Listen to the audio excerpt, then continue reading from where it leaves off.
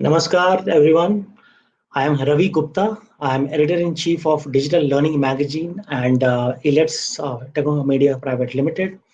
Uh, I am happy to welcome you all at the 18th World Education Summit.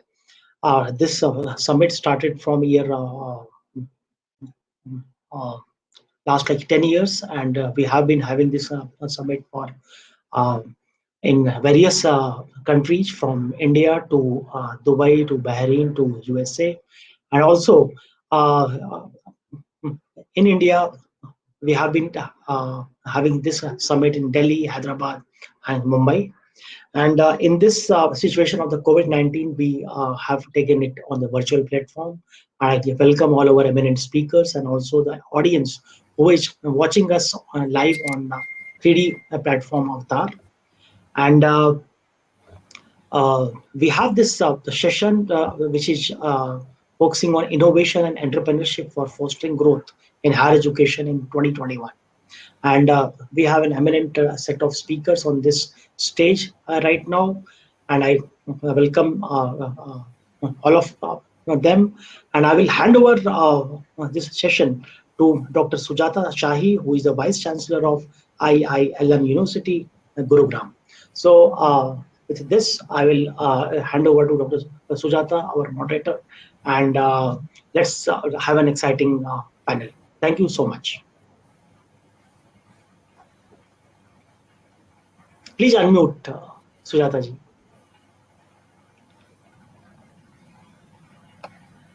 So, thank you, Dr. Ravi, for this opportunity.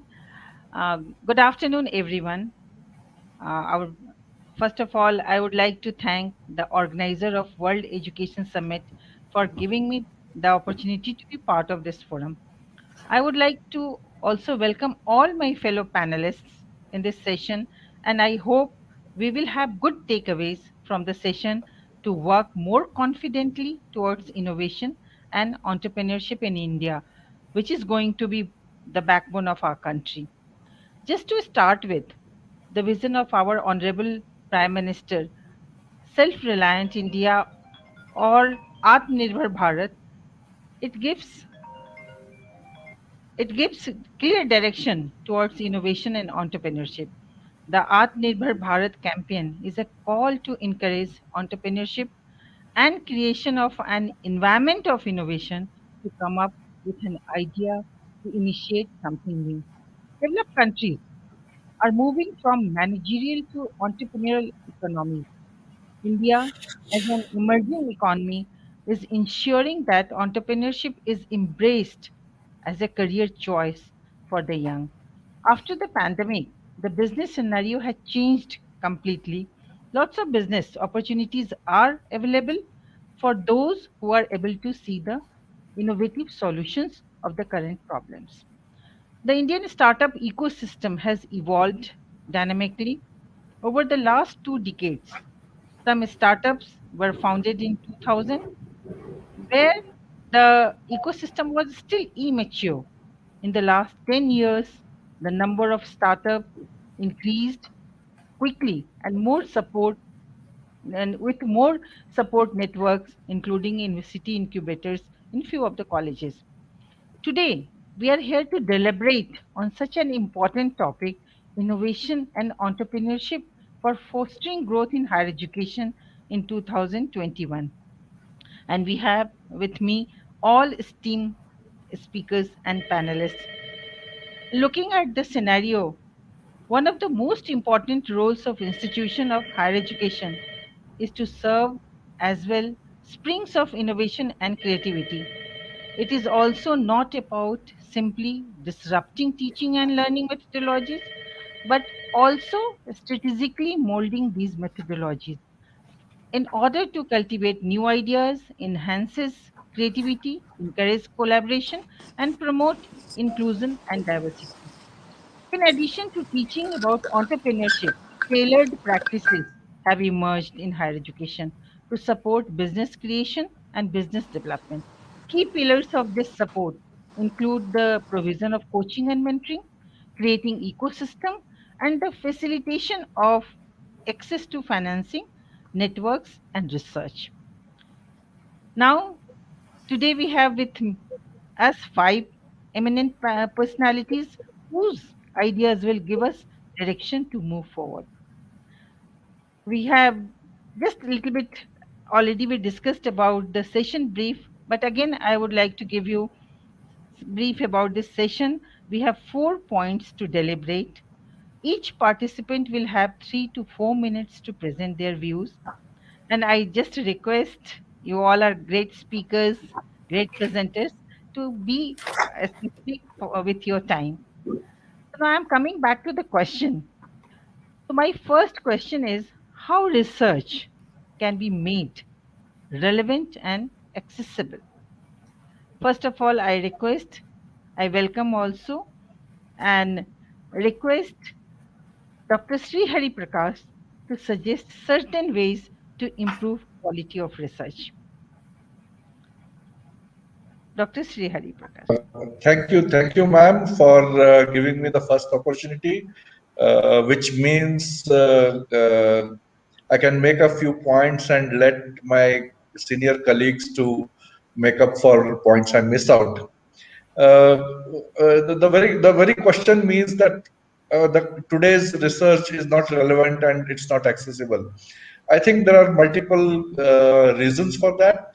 The reasons are largely bureaucratic, and then there is this tendency of all researchers to follow elitist research, which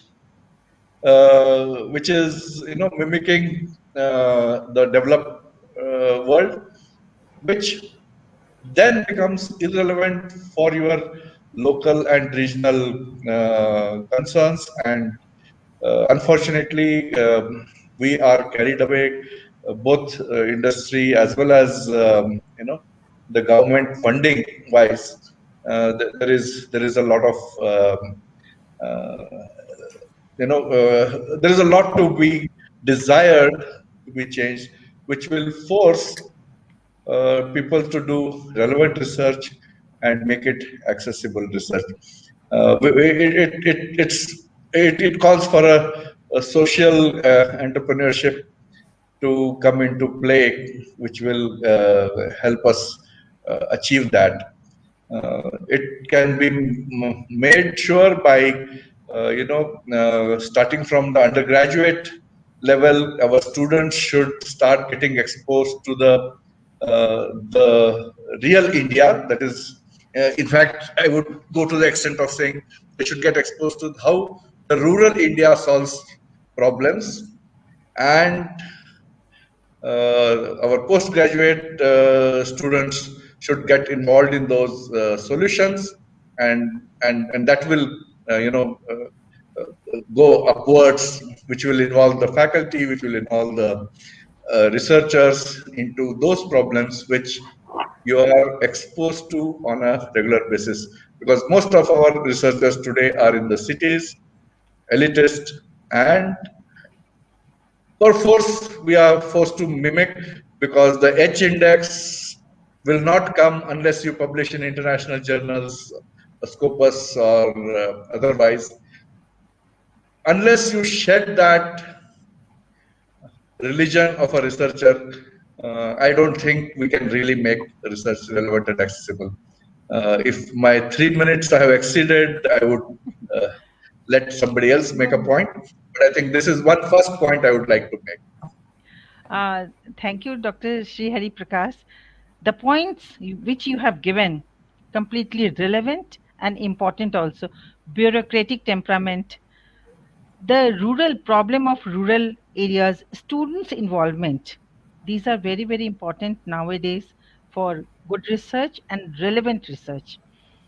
Now I'm going back to, I think, I just first of all, I would like to welcome, I think Dr. T. Sashi Prabha has joined. Welcome, Dr. Sashi Prabha. Now I'm Yeah. going Good, to. good afternoon. Good afternoon. Good afternoon, Namaskar. I'm going to ask like the same question. What is your point of view on how research can be made relevant and accessible. Yes. And the reason is that why we are actually separating research and innovation, because the trend has gone like that. So we were actually focusing only on teaching learning process, and the research is going in other hand. So now actually speaking, research and teaching should go hand in hand. Only then whatever we are expecting, now the country is seeking for innovation, innovative products, entrepreneurship, and then lot of schemes are come up. Even ranking is based on Atal, Atal area rankings. It is purely based on the innovations just come out of the institutions. So these initiatives of Ministry of Education has taken these initiatives just to fill gap between the research and innovative products. So we all know that education institutions are actually purely for teaching education, teaching and learning process. But so now the universities have think forward, and they establish research centers to do the research activities. Simultaneously, they're engaging the undergraduate students also along with the research centers. This is the practice what we are following in Satyabama Institute of Science and Technology. So we are accommodating the undergraduate students along with the research centers and the incubators. Thereby, the innovative ideas are integrated with the research activities which is already going on in the center, and then finally we could able to come out to some solutions which will be of useful to the society. This is so just we are interlinking the various schemes which we are participating as a university. Say for example, small products, whatever it is evolved from the departments, from the undergraduate students especially. So we are actually practicing in the nearby adapted villages. So through the Unnat Bharat Abhiyan scheme of Government of India, the institutions are having the privilege of adapting the villages with the support of the government, with the nearby collectors. So collectors, they themselves are giving the concurrence to adopt 5 villages, minimum 5 villages in the nearby vicinity. So thereby the institutions have the privilege of adopting the villages. Immediately they can able to practice the innovative products what was evolved from the institution to the neighbor. So this practice is now getting popularized. I do not know how many institutions are involved in these activities. Certainly that in down the line in the next 5 to 6 years we can able to see the tremendous change towards this innovative concepts is concerned. So today this concept, this I was actually I have engaged in some other meetings, and I could able to make it because the topic was very much interesting to me. Innovation and entrepreneurship. So now we are all moving towards that, and the AICT NISP policy. So they are insisting institutions to adopt the policy and encouraging the students to involve into that. And this policy is clearly specifying. So what is the equity between the institution and the inventors? So it was actually, so the students who are coming out of these innovative ideas, they can have they can incubate and they can evolve into a startup company, and they can give some certain percentage to the institution, and certain then after 5 years they can, once they graduated as a spin-off company, they themselves go into the independent company. So this is the provision they are given to the institutions. So a lot of support we are also getting from the institution, other angel investors and angel capitalists. So maybe the institutions can able to utilize this platform, because a lot of angel investors and the venture capitalists are coming forward with the innovators. We can have the debate with those. We can have the platform. We can arrange for the innovative products with the inventors, so that this ecosystem can be strengthened at the institution level. So this is my view as an opening context. Thank you, ma'am. Yeah, thank you, Dr. Sasi Prabha. I think whatever you talked about, it's already like new education policy has recommended. Yes, yes. The same thing, and I'm very happy that already you are practicing all these things, Yes. which Yes. which Yeah, is because now, yeah, the government is also now in line with us. Our Ministry of Education, even AICT is also holding our hand in taking the things forward. So in that way, we can involve more stakeholders in this. yeah, and especially when you talked about research and teaching can go hand to hand, it's also very important because research is backbone of teaching as well as any innovative or creative products. So thank you, Dr. Shashi Prabha, for your inputs. Now I'm going to Mr. Richard Stalls. He can give his perspectives regarding how research can be made relevant, because research is always, we talked about research, but how it could be like implemented and made relevant and accessible also. So your viewpoint. Thank you. It's a great privilege to be here speaking with you and amongst such fantastic panelists. I really enjoyed some of the points that my previous panelists have made, especially around involving those wider stakeholders, especially students. My first experience working was actually in a small startup company that was spun out of a school. So it really does teach you so much more when you're encouraging your students to get involved. And I really enjoyed the point about taking research and not just making it this elite, inaccessible type of research. I'm actually a PhD student. I'm doing some research in education, and one of the things that I'm really passionate about is research that is not following trends or fads, but really is led by the pursuit of knowledge and being able to have voices. My research is very much informed by people who live in the rural areas as well. So it was a fantastic points you're making there. One of the things that I feel that to really help research become relevant and accessible is that in my experience, I've worked 17 years in higher education before working for Blackboard, and I've noticed that, at least in my context, you have the researchers on one end and the practitioners on the other, and they tend to almost talk two different languages. Almost you need someone in the middle to translate between the two.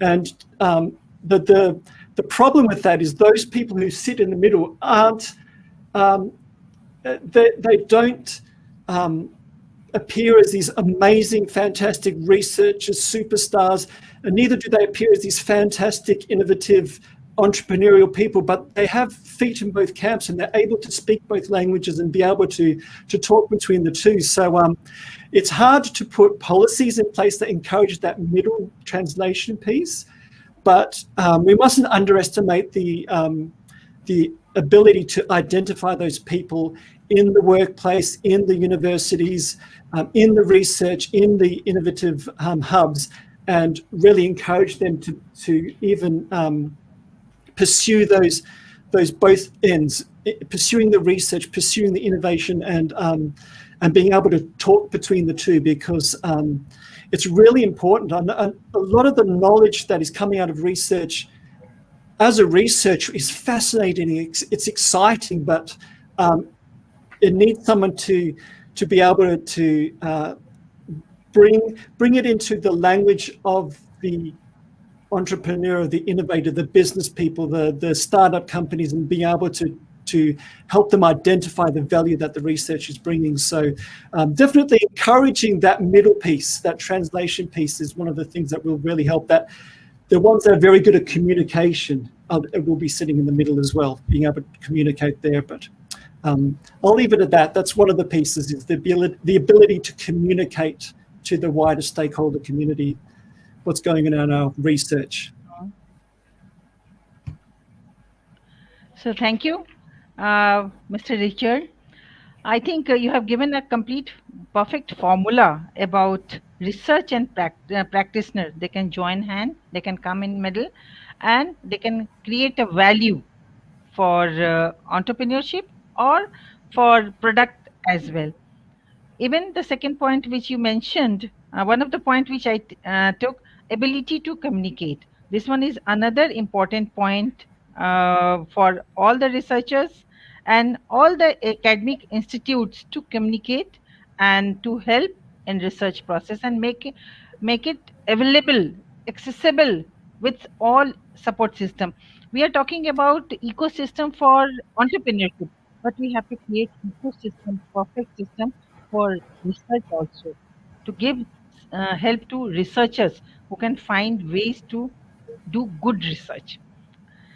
Now, thank you all the panelists for this question, and I have jotted down n number of suggestions which will help people to move forward with these suggestions and implement them in their respective academic institutes or organizations as well.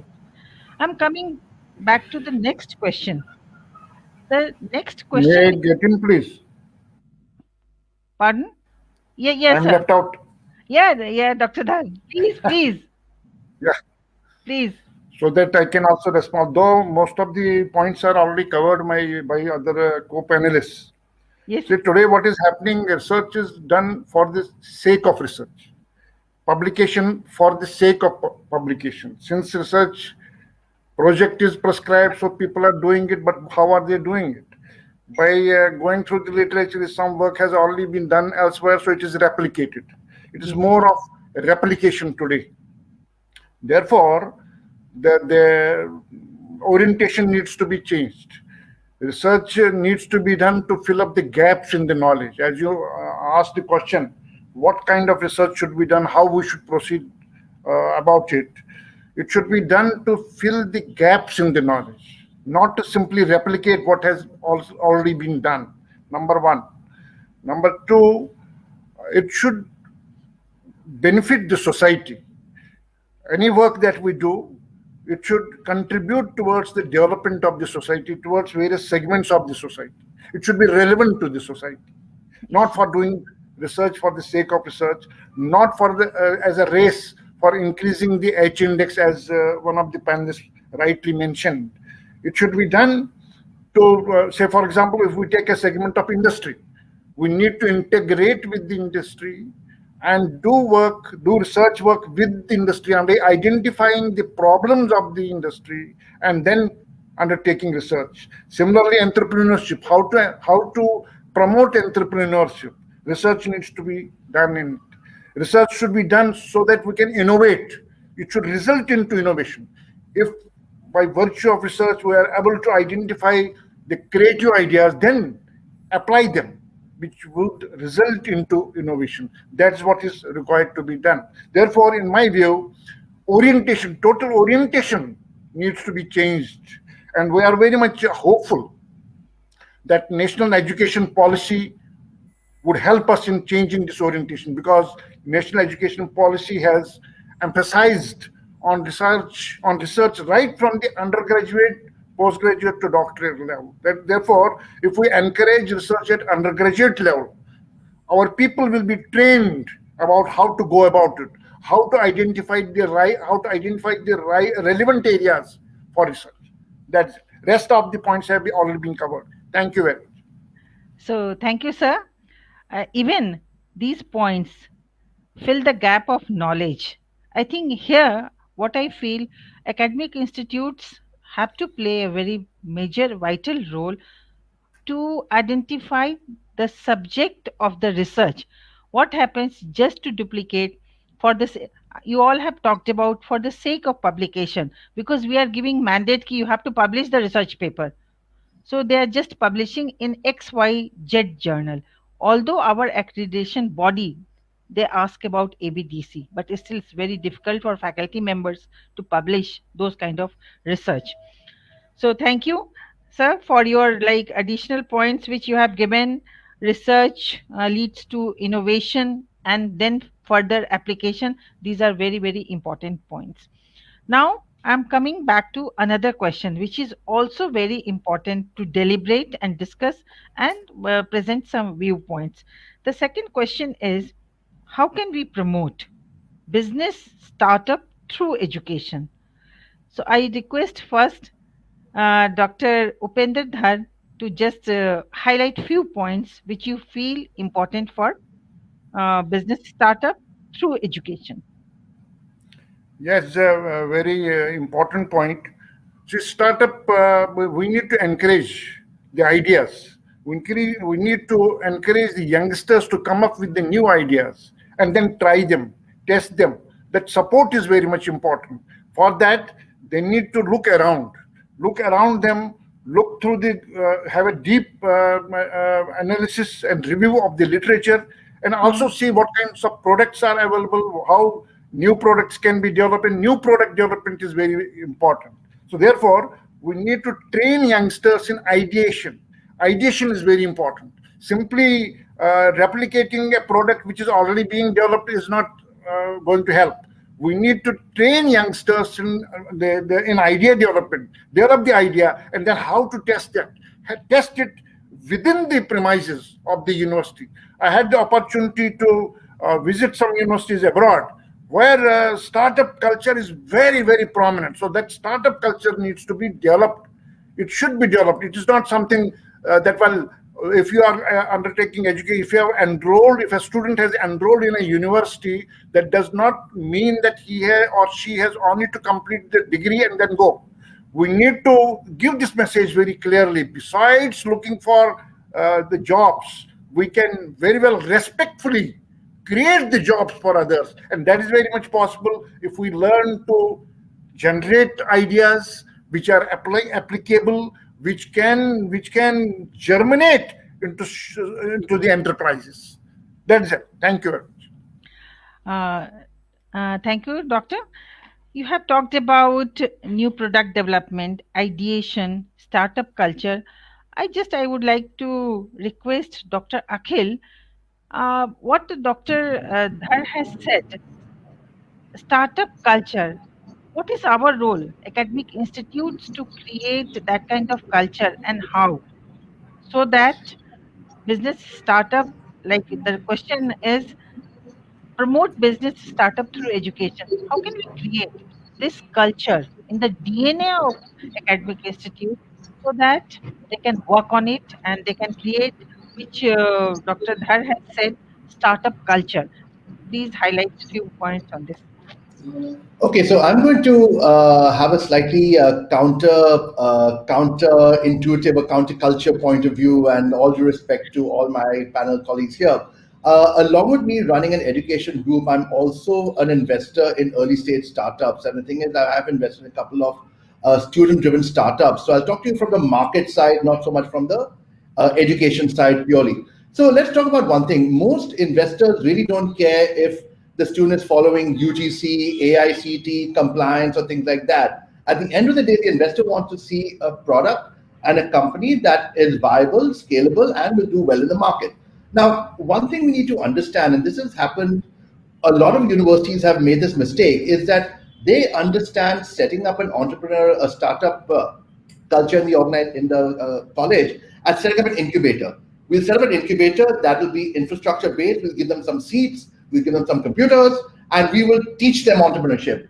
You cannot teach entrepreneurship. The worst thing to do is actually open up a textbook or have a specified course and said, this is the basic of entrepreneurship, now go out and create a product. That's not going to happen. Number one. Number two, you cannot research purely online and come up with a product. The thing is, you need to get out there in the market. Why are we as educators preventing our kids from going out to the market, talking to real customers, talking to real investors, talking to real mentors, and say what will actually work? Because there's a lot of stuff that's there on the internet, which is fine, which is useful, but there are a lot of cases I know where even a product which is actually a copy of an existing product, which has a slight difference, actually does very well. See, one thing we need to understand is that what are the two things that we need to be? We need to stop being teachers. We need to be facilitators. That means we need to, in a way, kick our students to get out of the college, get them to get out there, start trying and start failing, give them access to a network of potential angel investors, give them access to a network of potential mentors from industry. How can you expect a faculty member, all due respect, who has learned the theory of entrepreneurship to talk about real world digital marketing? Get out there, talk to a digital marketing agency, understand how it's worked, talk to someone from the HR department of a company, understand how HR works, understand that from real people. And trust me, most industry people are very happy to mentor students. They're very happy to give advice and support them. I've never had a problem getting mentors for my kids. Secondly, there are a lot of organizations like the angel networks, like the Indian Angel Network, Mumbai Angels, so on and so forth, who are happy to work with early stage student entrepreneurs and actually sort of help to mentor them, because they believe that if they come up with a viable product, then the angel investor gets the first chance to actually invest in that product. The third thing, and one thing we need to understand, is that do not mix up creating a great product with a great business. A 22-year-old student may come up with a great product based on maybe technology, could be a science-based or technology-based or things like that. They are not mature enough to manage a team of executives. They're not mature enough to deal with investors. What we can do as educators is to facilitate them to come up with a great product or even a service. It doesn't have to be a product. What stops you from coming up with a great service that is viable in the market? Then what happens is that then we also need to give them that mindset to say, look, you've understood how to come up with a prototype product or prototype service that has paying customers. Now, as facilitators, not teachers, facilitators, can we give the student that mindset that, look, I can't do this all by myself. I should be willing to look for a co-founder. I should be willing to look to hire, let's say, senior managers who actually will run the company. Because as you know, especially in cases like Silicon Valley or Cambridge, where a lot, like Stanford has a lot of student-driven startups which have scaled up. Cambridge has the same thing. The first thing that any entrepreneur does is say, how can we get people who are great at running the company to take my product and take it commercialized? The third thing we should also look at is that, frankly, I know even though we as colleges and institutes are mostly non-profit, what stops us from telling the student, okay, look, in certain cases, we will take your prototype product and we will help to commercialize this. Cambridge does that very well. Stanford does that very well. So what happens is that out of, let's say, the 20, 30 products that come out from the student incubator, there may be one or two you think really have capable. And we as a college will take personal interest in scaling it up, and we will also get financial rewards because, frankly, nothing is short of getting more revenue for a college, right? At the end of the day, I think one thing that we all need to look at as academics, and I think we already know that, is let's start understanding the market. Let's look at the market view of what a student startup is and what would make an investor or a product be successful. Then at that point, work backwards and say, what are the resources we can give? Step away from teaching Gyan about entrepreneurship. Let's become facilitators and the ability to build up the network of the students to make sure that they succeed. Yeah, that's my point of view. Thank you, Dr. Akhil, for wonderful points. And completely, I agree. Because internationally, what is happening, like companies, they are opening their lab in the premises of university and where students work. They are joining hand and they have like hands-on practice to develop any product and starting from ideation to final commercialization. So thank you, Dr. Akhil, for your viewpoints. And I have taken few like your points. Stop being teacher, being you have to be facilitator. Online research is just like a replica of old research. We have to go to market, identify the market, understand the market, then we can decide the research, even decide the research topic. Thank you very much, Dr. Akhil, for your viewpoints. Now moving forwards, because we have to think about time also. The next question is, what are the 21st century learning, innovation, and career skills? So now I would like to invite first Dr. T. Sasi Prabha to give some viewpoints. Yeah. Ma'am, just let me touch your previous question also. So you told how to improve this innovation ecosystem in the institution.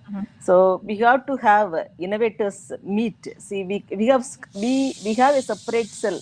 Like that, every institution should have an entrepreneur development cell and startup cell, and the startup cell and then IPR cell. So these three cells have to go hand in hand, and they have to frequently conduct events with further students. They should invite the speakers. They should invite the young entrepreneurs who are in the nearby vicinity, and they have to be interacted with the students who are interested to do their startup or to become an entrepreneur in the future. So this exposure we have to give to the students. This is the moral responsibility of all the administrators in the institution.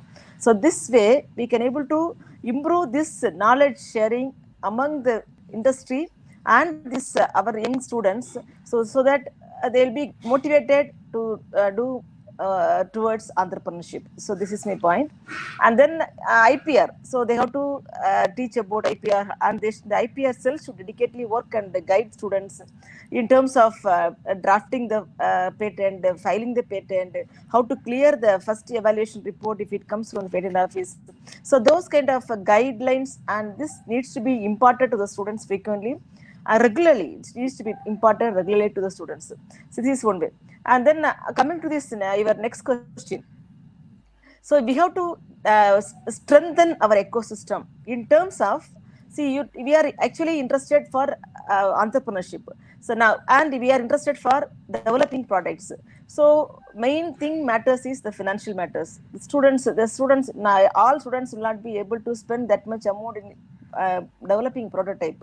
So the institution should come forward in allot seed fund. Normally the seed fund will be given to the faculty members to promote research, but now this seed fund they have to expand to the student community also, so that the students who are coming out with the innovative ideas needs to be supported to the seed fund, so that they'll be encouraged, and we should have a proper monitoring mechanism in the institution so that their money will not go into waste. So in that aspects, if the institution look into that, sure, if per university, based on the strength, at least out of 100 students, we can able to pull out 3 to 5 innovative products per semester. I would say per every 6 months, you can able to come out with the good products out of this institution. So this way, all the we can able to strengthen our Make in India scheme of our Prime Minister. So this activities needs to be strengthened, and they can arrange a platform to call the entrepreneurs, investors, so that the healthy interactions will take place between the faculty and the students. But at the most, the institution authorities or the administrators like us should be a bridging bone between these various other stakeholders who are sitting externally and our students and faculty members. So thank you, ma'am. Thank you, Dr. Sasi Prabha, for highlighting the importance of ecosystem for either Yes. research or any kind of product. In that ecosystem, we have angel investor, we have infrastructure supported by management, and we have mentor, we have leaders, we have coaches, everything. So we need to strengthen our ecosystem to develop any product or ideation or research. Thank you, Dr. Sasi Prabha. Now I'm just moving towards Dr. Dhar. Can you highlight the kind of career skills are required in 21st century? Well, in my view, first message that needs to go to everyone is that there has to be lifelong learning. Learning does not end with the conferment of degrees. Learning has to be continuous. So everyone, irrespective of the age, has to keep on learning, keep one's mind open to what is coming new, what is happening around us. Number one. Number two, continuous updation of skills. We cannot now, those days are gone that we have developed certain set of skills and then we remain with it. We need to keep on reskilling and unskilling, as it has been reported that with every passing 2-3 years, there are about 1/3 of the skills which go away, and number of jobs go away, and they are replaced by new jobs. Therefore, new skills are required. So continuous reskilling and upskilling is required. So in my view, lifelong learning, keeping our mind open, eyes and ears open for new things that are emerging, the technology enablement is very important. We need to learn the new technology and keep on adopting new technology. Technology again cannot be once we have learned some technology and then forget about it. No, we have to keep on upgrading ourselves, upskilling ourselves, so that we can use technology, the latest technology, the advanced technology appropriately. These are my 3 takes: continuous learning, reskilling and upskilling, and adoption of latest technology, and keep on adopting it. Keep on, as soon as new technology comes, and it is coming very fast, we have to adapt it and use it appropriately, use it as a tool. We should not develop dependence on technology, that we can't do anything without technology, but we need to learn to adopt it and use it appropriately as a tool to facilitate all that we do. Thank you. Thank you, Dr. Dhar. Rightly, you pointed out lifelong learning. It's very important. And skilling and reskilling. This pandemic and lockdown taught us how to reskill ourselves and how to upskill ourselves. It's very important. And even we don't know what kind of jobs, what kind of markets are evolving or coming after 5 years. We have no idea. The way external market is volatile and dynamic, we have no idea. But we need to upskill ourselves, and adaptability, the way you have mentioned, very important. So thank you, Dr. Dhar, for your very important viewpoints on this issue. Now I'm moving to Mr. Richard. You just suggest some ways to improve skills for this 21st century, and how to connect these skills with innovation and creativity all. Thank you. I so appreciate what Dr. Dhar just told us, because it is music to my ears. It's exactly what I love to hear. And to also follow on what Dr. Akhil was talking about, it's not, and I'm sure you agree, it's not learning in the classroom. It's the learning. I do pursue learning in the classroom as my ongoing learning, but also asking the questions of meeting the new people. It's that networking effect. Now, I just want to spend a couple of minutes here quickly. I'm going to show you something else. Hopefully it works. I want to show you a statistic from our usage that we've identified here. You'll see it on the screen. I wanted to highlight, last year we saw 4,800% increase in the use of virtual classrooms, which is incredible. And the pandemic drove that. But what I want to talk about, that particular piece of information, is that, and I'm in my early days of really thinking of it, but I wouldn't be surprised if virtual collaboration is going to change things as much as the telephone changed things for us. A door has been opened through last year, and we cannot shut it again. For instance, here I am speaking to people so many miles away from me. We're having this conversation, sharing ideas, sharing information. I'm going to take a lot of ideas from what I've heard from my panelists. This could not have happened without this virtual collaboration. And I tell you what, I don't want to go back to the world where India is not at my hands. Dr. Akhil, I can hear his wisdom, and the other doctors here. Just that's open to us now. And for 21st century learning, innovation, career skills, we can't list them, because as soon as we list them, they're all out of date. But what we can do is respond to what's coming. And virtual collaboration software is coming. And so I just want to quickly show you something here. Here's my camera behind me. This is my little study here I've got. And that camera over there is my mobile phone. I know that smartphone technology is taking over the world. You'll find smartphones where you won't even find running water. And so one of my passions is to find the technology that's already in the people's hands, and see how we can use this stuff. So I want to show you one thing here on the side. I'll show you quickly. It was a little experiment I did, and I've just plugged in a cheap little action camera here. And what it is I went to my local hardware shop and bought a bunch of equipment, which was basically some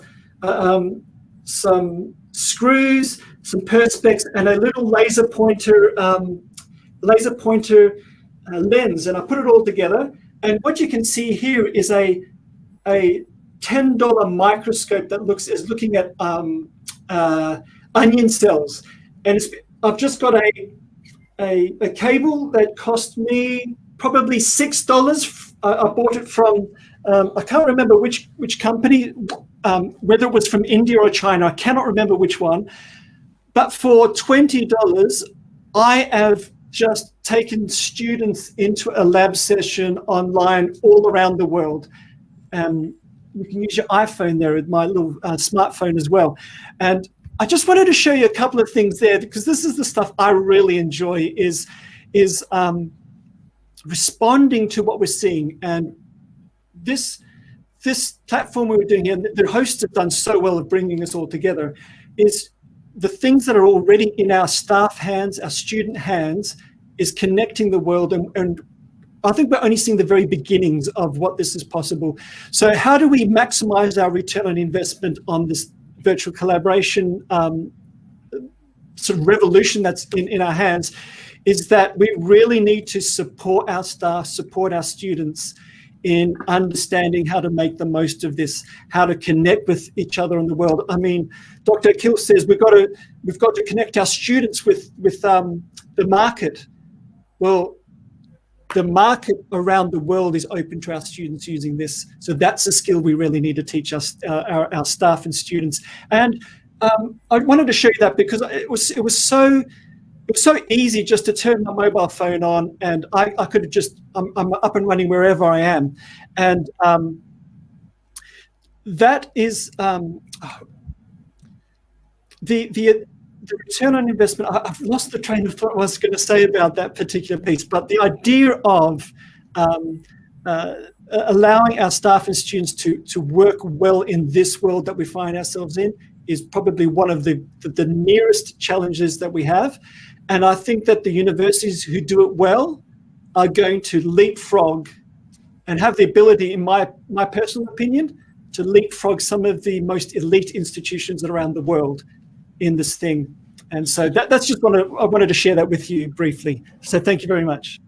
Thank you, Richard. But I have one question. What could be the specific skills in 21st century? You talked about technology.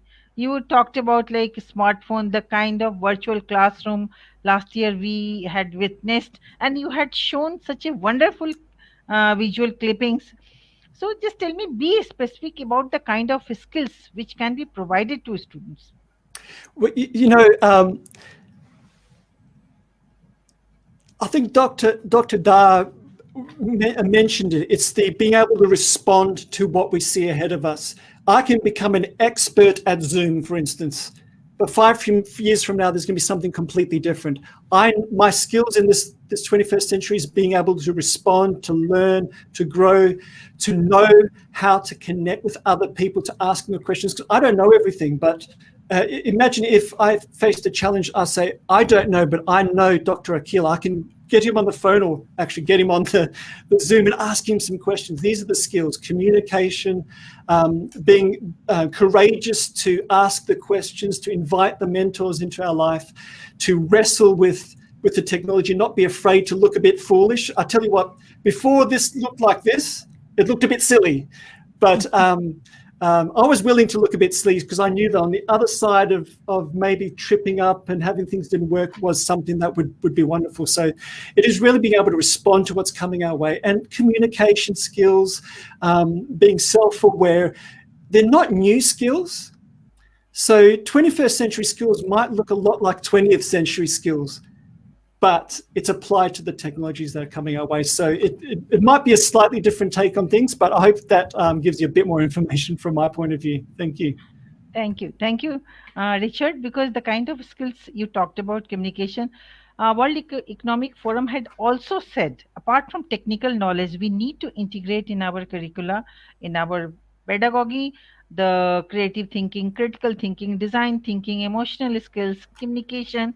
These are certain skills, 10 skills World Economic Forum had highlighted to have and to integrate with teaching and learning. Thank you. Now I am moving to the last question. That question is, what is the importance of innovation and entrepreneurship in education? So I request Dr. Akhil to throw some light on it. Okay, so well, I think it's, I don't think anyone can say that innovation and entrepreneurship is not important in education. I think the question really is that we know it's important. The point is, how do you develop it in the organization, right? Now, I know that some of you know this, but the classic excuse for not innovating in the university or in the college is say that, hey, the government doesn't allow us to do it. The education rules have been so restrictive where you can't do anything. But to be honest, most innovation is not a function of complying with rules or getting more revenue. there are a lot of innovative practices. I've seen, for example, like Bunker Roy's Barefoot College. I've seen some of the work in Chandiniketan. I worked with colleges and schools in Africa which have got even 1/3 or 10% of the resources that we have in India and are doing fantastic innovations. See, at the end of the day, it's like this, like what Gandhiji said, if you want to see change in the world, like be the change you wish to see. First thing is that build innovation in your own mindset, like as teachers and academicians. It's not a function of infrastructure or money, it is a mindset. So like talking about, let's see what Richard spoke about just now. In 2020 has been the largest social experiment in the world where every student has moved from an offline platform to an online platform. In 2019, trying to tell a teacher, step away from the classroom and get away from the lecture, talk and talk method of teaching. Everyone said, it's been how we've been doing for the last 100 years. We can't do it. We can't change it. Suddenly, you are forced to change. And I was amazed to see some of the colleges in our group, the way our faculty and team just shifted immediately to the Zoom platform, started being more interactive, and then actually they started coming up with ways to say that, how do I keep my students engaged over to our lecture? Because the old method of lecturing was a student comes in, they're stuck with you for 1 hour, you can talk and be as boring as you want, and they can't do anything because they're stuck.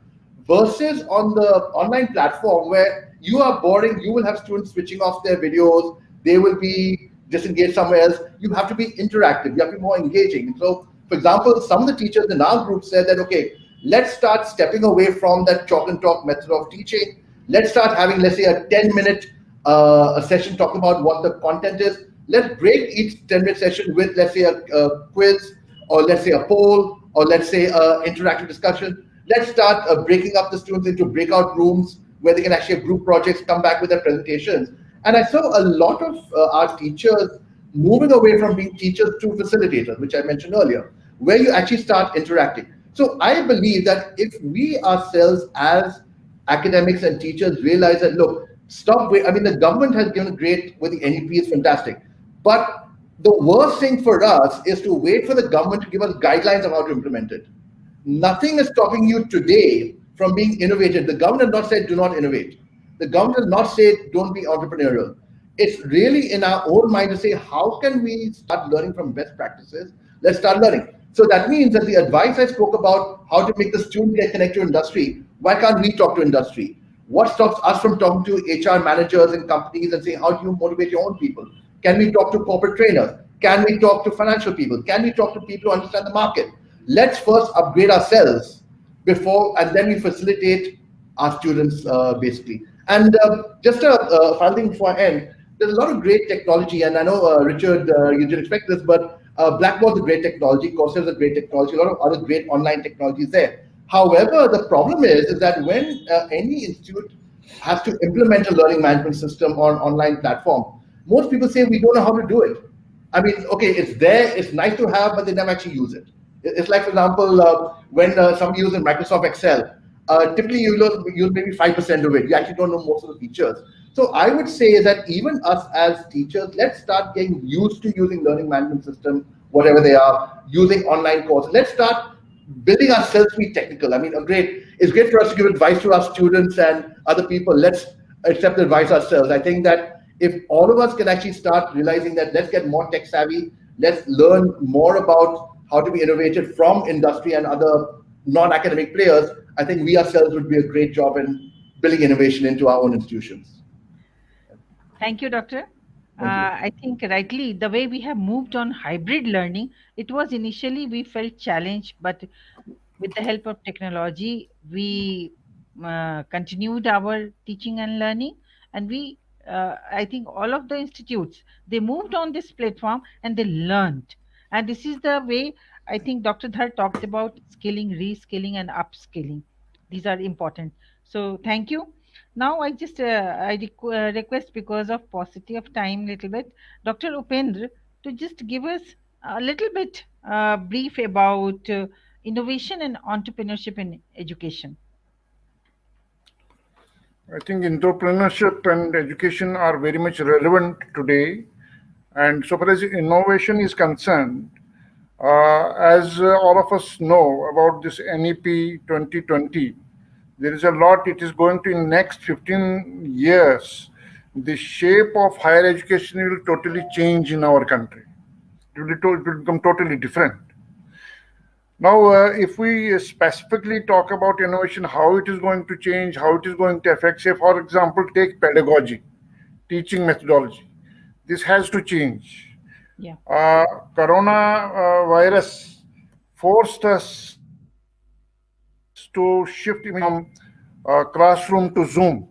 Yeah. But teachers were in a way self-trained. In many cases, teachers were self-training themselves. They were not trained for it. No one knew that pandemic is going to happen. It came all of a sudden. Therefore, they learned out of the crisis.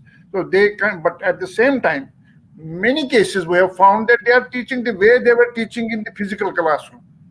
Whereas there are different sets of skills which are required for teaching online, for virtual teaching. Therefore, there we need to innovate.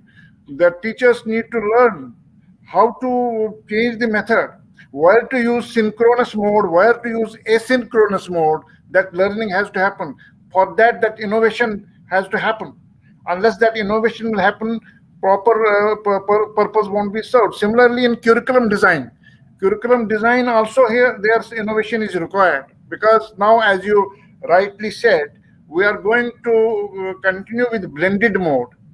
Though right now in most of the institutions we are continuing with online classes only. But one day is going to come very soon when we'll be reverting back to the in-person classes also. But then proportionately, so that means both will continue. So in other words, hybrid or blended mode is going to continue. There is the innovation. We need to innovate the curriculum, what to be taught online and what to be taught in person. Similarly, evaluation. Here again, innovation is required. We cannot continue to evaluate the way we have been evaluating when everything was happening in person. So here again, innovation is required. Say in terms of long-term internship. Now, long-term internship is going to be very important. As per the national education policy, we have to embed the long-term internship in the curriculum. Yeah. Now here, innovation is required. Innovation is required for seeing to it that how internship could be meaningfully utilized. So innovation, in other words, has a very significant role to play in higher education. Similarly, entrepreneurship needs to be encouraged, as I mentioned earlier, that a culture, say a startup culture. Similarly, entrepreneurship, the message needs to be very strongly go to students, which we have been doing earlier also, but it needs to go more strongly now, that one is not going for education or for pursuing education only to seek a job tomorrow. Not necessary.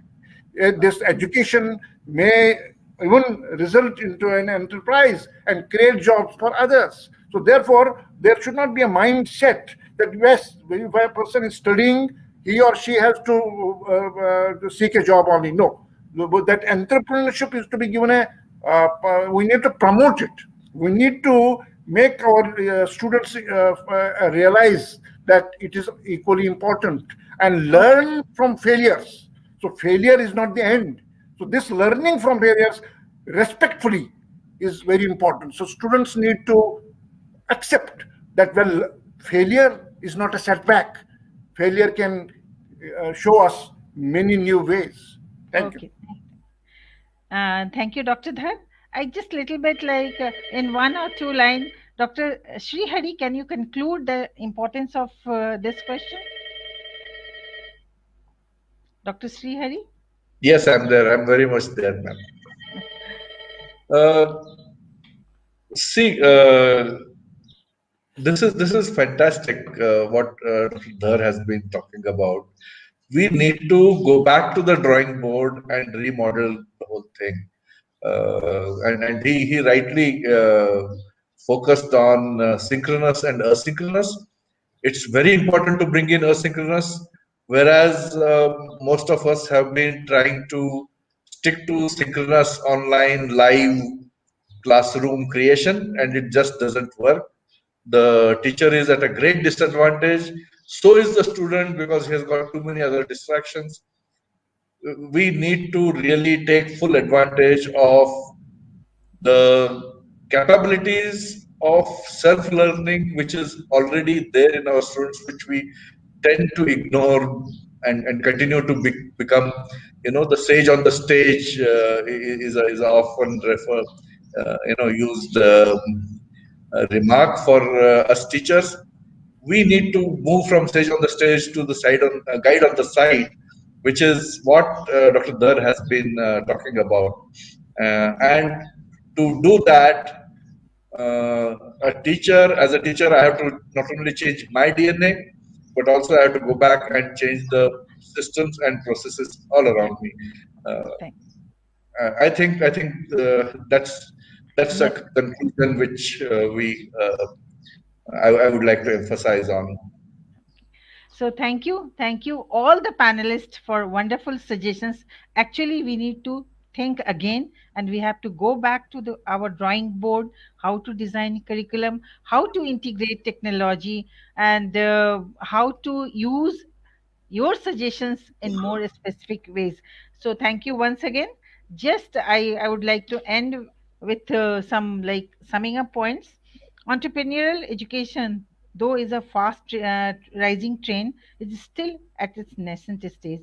It needs much effort to streamline and amalgamate into the pedagogy in an effective manner. Universities can play a crucial role in underpinning innovation and entrepreneurial activities. They should provide the conditions, facilities, and talent that foster the emergence of breakthrough ideas. Also, in order to improve entrepreneurial education as a driver to foster sustainable entrepreneurship among students, more research should be done to identify the appropriate teaching methods for different groups of students. Once again, thank you very much. The kind of takeaways we have, it will help educational institutes or our viewers, listeners to implement and decide a way forward. Once again, Thank you. World Education Summit. Thank you, organizer. Thank you, ma'am. Thank you. It's been a wonderful session. Thank you. Thank you. Thank you.